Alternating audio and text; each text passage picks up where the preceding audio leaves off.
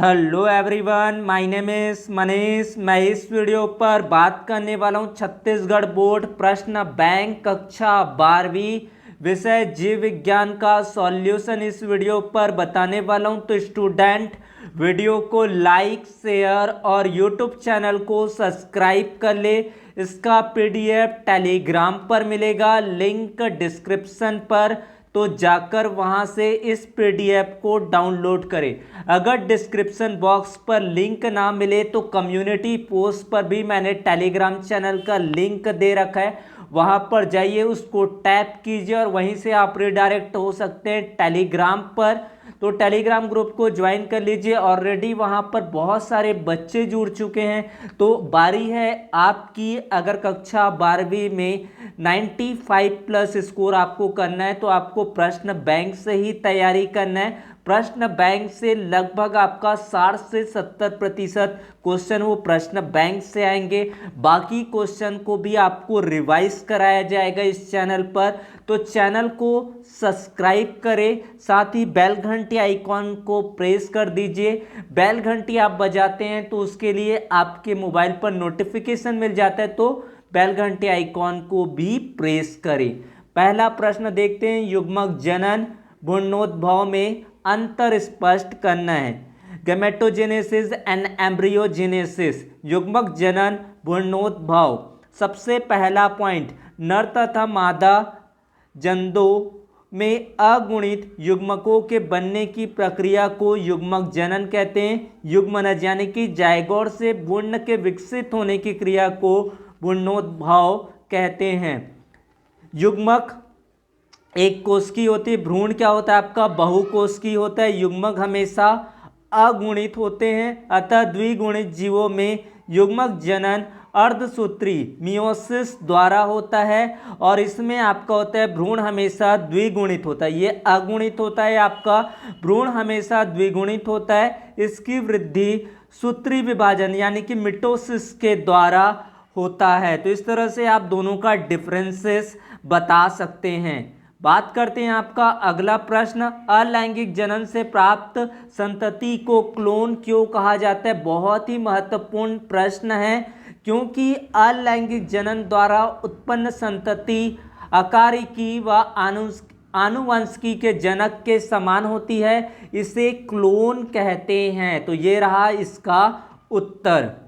बात करते हैं आपके तीसरे प्रश्न की। तो तीसरा प्रश्न यहां पर देखते हैं, बाह्य निषेचन आंतरिक निषेचन में अंतर बताना है। बाह्य निषेचन नाम से ही समझ आ रहा है, यह निषेचन शरीर के क्या होगा आपका बाहर होगा। आंतरिक निषेचन शरीर के अंदर होता है।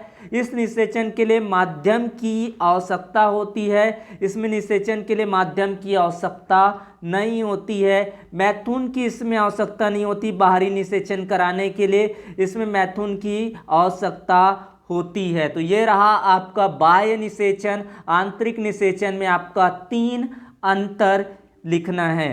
उसके बाद बात करते हैं आपका अगला प्रश्न, चौथा प्रश्न, थैली लगाना तकनीक क्या है। पादप जनन में यह कैसे उपयोगी है। थैली लगाना यानी कि बैगिंग प्रोसेस।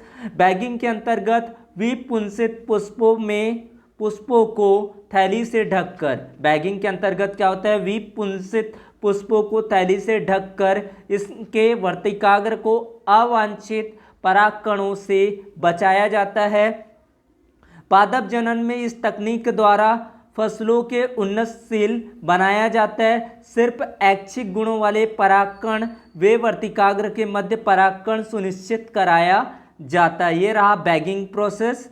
बहुभ्रूणता पॉलीएम्ब्रियोनी, इसके बारे में जानते हैं। बहुत ही महत्वपूर्ण प्रश्न है, आपको 2 अंकों का प्रश्न या 3 अंकों का प्रश्न बन सकता है। ये बहुभ्रूणता, जब एक ही बीज में एक से अधिक भ्रूण पैदा हो जाते हैं तो इस प्रजनन या दशा को बहुभ्रूणता यानी कि पॉलीएम्ब्रियोनी कहते हैं। इसका इंपॉर्टेंस की बात करें, रोगमुक्त पौधे बहुभ्रूणता की प्रक्रिया से प्राप्त होती है। बहुभ्रूणता के माध्यम से उच्च उत्पादकता उपज वाले संकर पौधे प्राप्त किए जा सकते हैं। विभिन्न परिस्थितियों में जीवित रहने के लिए बेहतर अनुकूल क्षमता वाले बीज बहुभ्रूणता के माध्यम से ही प्राप्त किया जा सकता है। तो आपको दो एटलीस्ट महत्व याद होना चाहिए, पॉलीएम्ब्रियोनी का डेफिनेशन याद होना चाहिए। तो इस तरह से आपका उत्तर रहा। अगर आप लोग इंग्लिश मीडियम में अगर उनका सॉल्यूशन पाना चाहते हैं तो कमेंट पर मैसेज करें। जितने बच्चे इंग्लिश मीडियम से बिलोंग करते हैं तो उसका भी आपका रिस्पांस अच्छा रहा तो आपके लिए पूरा सॉल्यूशन क्वेश्चन बैंक प्रयास किया जाएगा चैनल की ओर से। तो आप लोग कमेंट बॉक्स पर जरूर मैसेज करें जो बच्चे इंग्लिश मीडियम से बिलोंग करते हैं। बात करते हैं आपका अगला प्रश्न, पर परागण की कोई 3 इंपॉर्टेंस बताने हैं। तो पर परागण पुष्पों की संतानें अधिक स्वस्थ तथा पुष्ट होती है। दूसरा, पर परागण द्वारा उत्पन्न संतानों में एक ही जाति के क्या होता है आपका, पर परागण द्वारा उत्पन्न संतानों में एक ही जाति के 2 विभिन्न पुष्पों के गुणों का मिश्रण होता है। अगला पॉइंट, पर परागित पुष्पों के बीज अधिक समय तक जीवित रहने की क्षमता रखते हैं। पर परागित पुष्पों के जो बीज होते हैं अधिक समय तक वो जीवित रहने की क्षमता रखते हैं। बीज अधिक संख्या में बनते हैं, फल सुंदर और स्वादिष्ट होते हैं। तो इस तरह से आपका ये रहा इसका उत्तर। ये भी क्वेश्चन आपको 2 या 3 अंकों में पूछा जा सकता है। बात करते हैं आपका अगला प्रश्न, परागकण के बाह्य चोल का निर्माण करने वाला केमिकल सब्सटेंस का नाम बताना या परागकण कैसे उपयोगी होता है। तो बात करते हैं ये क्या होता है आपका, पर परागण के बाह्य चोल का निर्माण करने वाला कार्बनिक पदार्थ क्या होता है, स्पोरोपोलेनिन होता है। क्या होता है आपका, स्पोरोपोलेनिन होता है। इसका काम क्या होता है, यह उच्च तापमान का सामना कर सकता है, यह प्रबल अम्ल के प्रतिरोधी होते हैं, ये प्रबल क्षार के प्रतिरोधी है, ये एंजाइमों के क्या होते हैं, प्रतिरोधी होते हैं। तो ये रहा इसका उत्तर। पर परागण के बाह्य चोल का निर्माण करने वाला केमिकल सब्सटेंस है स्पोरोपोलेनिन होता है, यह उच्च तापमान का सामना करता है, यह प्रबल अम्ल, प्रबल क्षार, एंजाइमों के लिए प्रतिरोधी होते हैं। बात करते हैं आपका अगला, ग्राफी पुटक का आपको नामांकित चित्र बनाना है। तो यहाँ से आप देख सकते हैं एंट्रम जोना, ये आपको देख सकते हैं। इस तरह से आपको इस फिगर को बना लेना है। बहुत इंपॉर्टेंट क्वेश्चन है, ग्राफी पुटक का नामांकित चित्र बनाइए, बहुत ही महत्वपूर्ण है। इस तरह से ये क्वेश्चन आप कर लेंगे। बात करते हैं आपका अगला प्रश्न, पुरुष जनन तंत्र की सहायक नलिकाओं एवं ग्रंथियों के प्रमुख कार्य बताना है। सहायक नलिकाएं, सबसे पहले रेटेटेस्टिस है, वृषणजालिका कहते हैं जिसको, इसका कार्य होता है शुक्राणुओं के शुक्र जनन नलिकाओं से वासा इन्फ्रेशिया तक लाना होता है इसका काम। वासा इन्फ्रेशिया यानी कि शुक्र वाहिकाएं अपवाहक नलिकाएं कहते हैं। शुक्राणुओं को रेटेटेस्टिस से अधिवृषण तक लाना होता है। अधिवृषण यानी कि एपिडिडिमिस होता है आपका शुक्राणुओं का परिपक्वन, और उसे वासा इन्फ्रेशिया से शुक्रवाहक वास डिफरेंस तक लाना होता है। जिस तरह से आप इसका सहायक नलिका हो जाता है आपका शुक्रवाहक है, वास डिफरेंस कहते हैं, मूत्रवाहिका यूरेथ्रा कहते हैं। तो वास डिफरेंस क्या होता है, शुक्राणुओं को अधिवृषण से स्खलन नलिका के माध्यम से मूत्र नलिका तक लाना। मूत्रवाहिका यूरेथ्रा शुक्राणुओं का शिशिल नाल के माध्यम से शरीर से बाहर लाना होता है। इस तरह से इसका उत्तर आपका हो जाता है। ये सहायक नलिकाओं के बारे में है। अब सहायक ग्रंथि है सेमिनल वेसिकल यानी कि शुक्राशय, शुक्री द्रव्य के 60% भाग का निर्माण। इसमें शुक्राणु पोषण हेतु फ्रक्टोज और कुछ आपका प्रोस्टाग्लैंडिस पाए जाते हैं। प्रोस्टेट ग्रंथि के बारे में बात करते हैं, वीर्य के 25 से 30% भाग का निर्माण, इसमें एंजाइम्स व सक्रियत होते हैं। उसके बाद है वल्वो यूरेथल यानी कि काउपर्स ग्रंथि, इसका होता है शिशन का स्नेहन। इस तरह से सहायक ग्रंथि का आप बता सकते हैं, 2 आपको सहायक ग्रंथि और 2 सहायक नलिकाएं एटलीस्ट पता होना चाहिए। बात करते हैं आपका मानव भ्रूण का पोषण किस प्रकार होता है। बहुत ही महत्वपूर्ण प्रश्न है, 2 अंक के लिए आपको ये क्वेश्चन जरूर पूछा जा सकता है। भ्रूण को मां के रुधिर से ही पोषण मिलता है। इसके लिए एक विशेष संरचना होती है जिसे प्लेसेंटा कहते हैं। क्या कहते हैं? आपका प्लेसेंटा कहते हैं। ये एक तस्करीनुमा संरचना होती है जो गर्भाशय की भित्ति में धसी होती है। इसमें भ्रूण की ओर ऊतक में प्रवर्ध होते हैं। मां के ऊतकों में रक्त स्थान होते हैं जो प्रवर्ध को आच्छादित करते हैं। तो ये रहा इसका उत्तर, आसानी से याद कर लेंगे। उसके बाद बात करते हैं आपका अगला प्रश्न 11वां, द्वितीयक लैंगिक लक्षण क्या होता है? पुरुष के द्वितीयक लैंगिक लक्षण को लिखिए। पुरुष तथा स्त्री में अंतर को स्पष्ट करने वाले लक्षण दाढ़ी, मूंछ निकलना, स्तन का विकास होना तृतीयक लैंगिक लक्षण कहलाता है। पुरुष के द्वितीयक लक्षण निम्न प्रकार से है। आवाज़ का भारी हो जाना, चेहरे पर मूंछ दाढ़ी निकल आती है, शरीर के अन्य भागों पर बाल का विकास हो जाता है, शरीर सुडौल और बलशाली हो जाता है, कंधे चौड़े हो जाते हैं। इस तरह से आपको याद कर लेना है। ये 11 प्रश्न हो गए। बात करते हैं आपका एमनियोसेंटेसिस के ऊपर क्वेश्चन। आप 2-3 साल से उठाकर देख सकते हैं, इसके ऊपर क्वेश्चन जरूर आया है। एमनियोसेंटेसिस से समाज को क्या नुकसान हो सकता है, लिखिए, इसको बताना है। एमनियोसेंटेसिस एक प्रसव के पूर्व की जाने वाली प्रक्रिया प्रशिक्षण होता है जो कि आमतौर पर गर्भावस्था के दूसरे या तीसरे तिमाही के दौरान किया जाता है। यह कुछ गुणसूत्र स्थितियों जैसे कि डाउन सिंड्रोम या आनुवंशिक स्थितियों जैसे कि सिस्टिस फाइब्रोसिस का निदान कर सकता है। इस जांच से यह भी पता चल सकता है कि आपके गर्भ में पुत्र है या पुत्री। हालांकि भारत में प्रसव के पहले भ्रूण के लिंग पहचान बताना गैर कानूनी माना गया। तो ये कुछ खामियां भी है, कुछ इसके फायदे भी हैं। तो ये रहा आपका एमनियोसेंटेसिस के बारे में। उसके बाद बात करते हैं आपका अगला प्रश्न, जनसंख्या नियंत्रण के उपाय। किस तरह से जनसंख्या को नियंत्रित किया जा सकता है, बचाव किया जा सकता है। शिक्षा का प्रसार करो। जानते हैं कि भारत में 80% जनसंख्या गांवों में निवास करती है।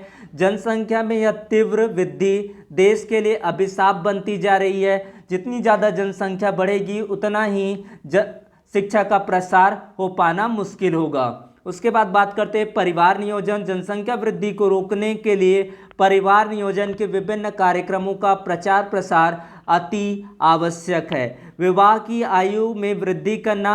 हमारे देश में आज भी बाल विवाह प्रथा प्रचलित है, अतः बाल विवाह पर कारगर कानूनी रोक लगाई जानी चाहिए। ये रहा इसका पूरा उत्तर। बात करते हैं आपका अगला प्रश्न यहाँ पर, परीक्षण संकरण टेस्ट क्रॉस क्या होता है, समझाइए, एक्सप्लेन करना है। जब किसी जीव के किसी लक्षण का जीनोटाइप ज्ञात करना होता है, क्या ज्ञात करना होता है, जीनोटाइप ज्ञात करना होता है, तब इसे जीव का संकरण अप्रभावी लक्षण वाले शुद्ध जनक से कराया जाता है। तब ऐसे संकरण को परीक्षण संकरण या टेस्ट क्रॉस कहा जाता है। इसके साथ आप टेस्ट क्रॉस याद हो जाएगा, तो इसको आपको याद कर लेना है। प्रभाविता और प्रबलता में अंतर, डोमिनेंस एंड प्रबलता में आपको डिफरेंस बताना है। तो इसमें बात करते हैं प्रभाविता, इसमें एक जोड़ी जींस भाग लेती है, इसमें 2 जोड़ी जींस भाग लेती है।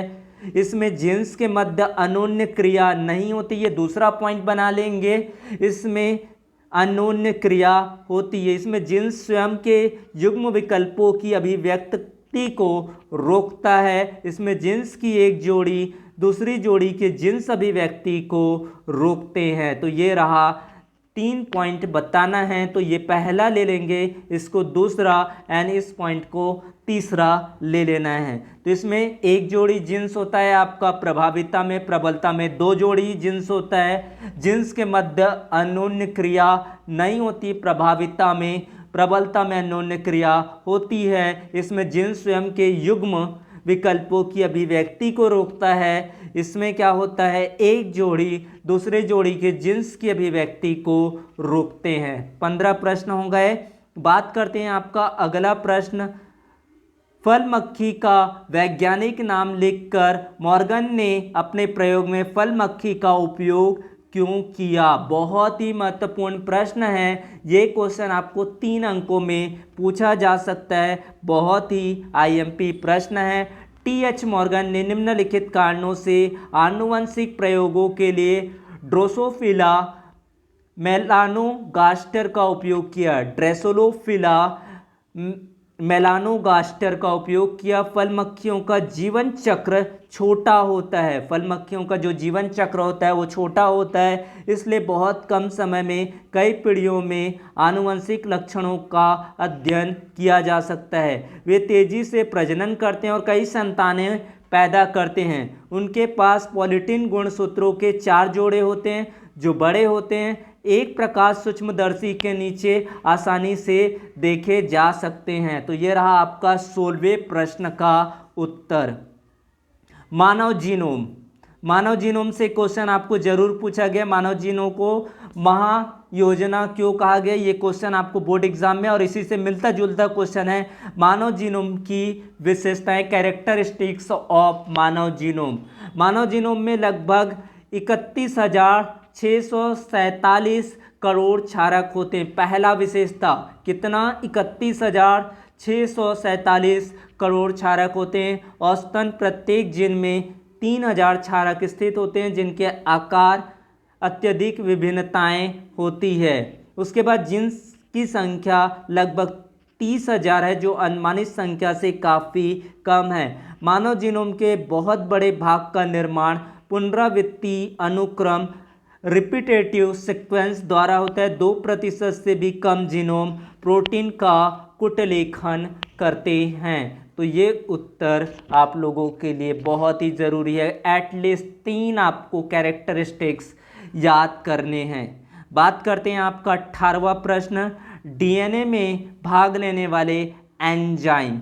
इसका है आपका न्यूक्लिएजेस, यानी कि ये एंजाइम होता है डीएनए के 2 कुंडलियों का अनुकुंडलीकरण करता है। ये एंजाइम क्या करता है? डीएनए के 2 कुंडली का अनुकुंडलीकरण करता है। इसके क्रम में डीएनए श्रृंखला में उपस्थित हाइड्रोजन बंधों का जल अपघटन होता है। दूसरा है आरएनए प्राइमेज या आरएनए पॉलीमरेज। इस एंजाइम की सहायता से डीएनए टेम्पलेट पर आरएनए प्राइमर का संश्लेषण संभारण बिंदु पर होता है। डीएनए पॉलीमरेज आपका पहला है आरएनए प्राइमेज और दूसरा है आपका डीएनए पॉलीमरेज के बारे में। ये ऐसे प्रकीर्ण होते हैं जो डीएनए सांचे पर द्विऑक्सीराइबोन्यूक्लियोटाइडों का बहुलीकरण करते हैं।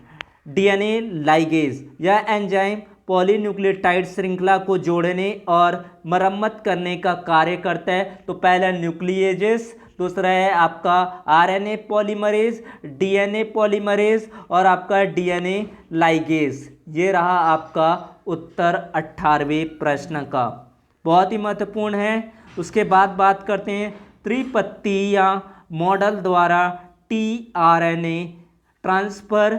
आपको आरएनए को एक्सप्लेन करना है। सबसे पहले आपको इसका चित्र बना लेना है। चित्र में आपको इसको पहले बताना है, ये अमीनो अम्ल का स्थानांतरण करते हैं। प्रति कोडॉन भुजा, डिहाइड्रोयूरिडिन ग्राही भुजा, ये इस तरह से ये पूरा थोड़ा सा आप एक्सप्लेन करेंगे, लेकिन आपको ये चित्र बहुत ही महत्वपूर्ण है, इसको आपको करना है। किस तरह से ये आप समझ सकते हैं, जो बायो वाले स्टूडेंट है वो आसानी से इसको अच्छे से समझ लेंगे। तो इस तरह से इसको आपको करना है, थोड़ा सा एक्सप्लेन करना है। त्रिपत्ति मॉडल द्वारा टीआरएनए की स्ट्रक्चर, ये आपका क्लोवर पत्ती मॉडल इसको बोलते हैं। इसमें आपका क्या होता है? ग्राही भुजा होता है, आपको प्रति कोडॉन्स होता है। इस तरह से इसको आपको कर लेना है। बात करते हैं आपके 20वें प्रश्न की, अनुकूलनी विकिरण को समझाइए। एडॉप्टिव रेडिएशन क्या होता है? भूभौगोलिक क्षेत्र में विभिन्न प्रजातियों के विकास का प्रक्रम एक विशेष बिंदु से प्रारंभ होकर अन्य भूभौगोलिक क्षेत्रों तक प्रसारित होने को अनुकूलनी विकिरण कहते हैं। गैलापैगोस द्वीप समूह पर डार्विन की फिंचे पक्षियों का अनुकूलनी विकिरण, ऑस्ट्रेलिया में शिशुधानी जंतुओं में अनुकूली विकिरण। तो ये रहा आपका अनुकूलनी विकिरण यानी कि एडॉप्टिव रेडिएशन का उत्तर। आपका अगला भाग जस्ट नेक्स्ट वीडियो पर आने वाला है और वो भी आज ही आपको बताया जाएगा, तो चैनल को सब्सक्राइब करें। धन्यवाद।